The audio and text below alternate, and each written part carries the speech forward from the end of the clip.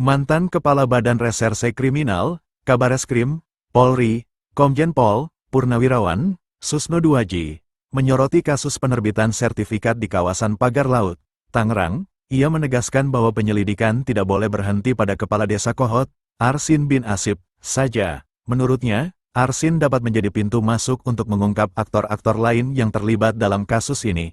Susno menekankan pentingnya memeriksa berbagai pihak terkait, termasuk pejabat Badan Pertanahan Nasional, BPN, pemerintah daerah, dan pihak-pihak yang memasang pagar tersebut. Ia berharap penyelidikan dilakukan secara menyeluruh agar masyarakat merasa puas dengan penegakan hukum yang dilakukan. Selain itu, Susno mengingatkan aparat penegak hukum untuk segera menangkap pelaku utama di balik kasus ini dan mencegah mereka melarikan diri ke luar negeri. Ia menegaskan bahwa jika aparat tidak bertindak tegas, kepercayaan masyarakat terhadap penegakan hukum dapat menurun. Baik, pertama kita ucapkan selamat, ada kegembiraan bahwa polisi atau Polri sudah turun ya di belakang jaksa, walaupun terlambat. Karena ini gaduhnya ini sebenarnya karena aparat ya, aparat penegak hukum yang tidak merespon laporan masyarakat dan tidak merespon suatu peristiwa pidana di depan mata.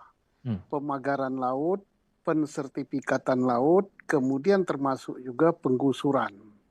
Nah, sudah dilaporkan sejak 2024 no respon. Laut dipagari no respon juga, tapi sekarang sudah ada respon.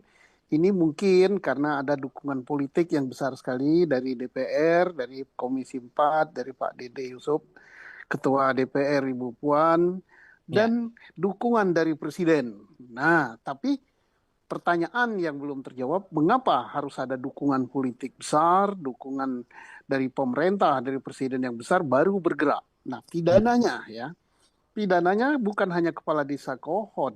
Nah, pagar laut itu terdapat di beberapa desa yang lain. Diawali dari 263, dugaan pemalsuan, ya bagus.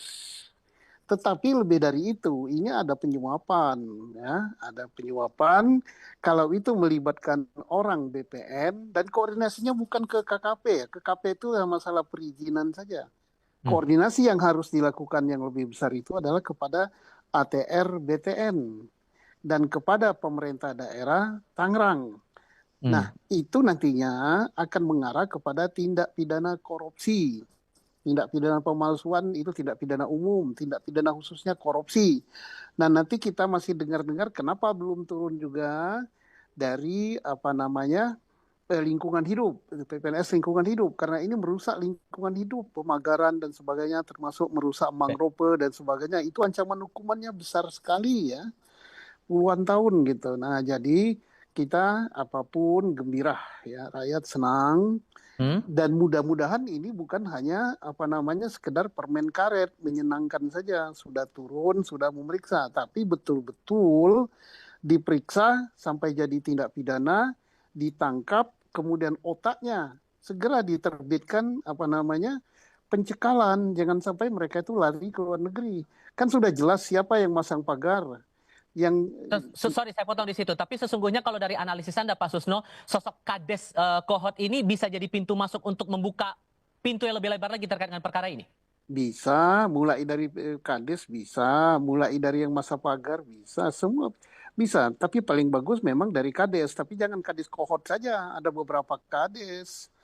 Kadesnya, yang masa pagarnya, orang BPN-nya, orang Pemdanya, baru nanti si pembeli. Nah, pembelinya siapa? Kan anak perusahaan Agung Sedayu, yaitu perusahaannya Pak Aguan, dan perusahaannya satu lagi punya Pak Antoni Salim ya. Itu sampai ke sana. Jadi jangan hanya putus ya. Nanti masyarakat tidak puas bahwa wah ini akan diputus kepada Kepala Desa Kohot yang akan menjadi korban. Tidak.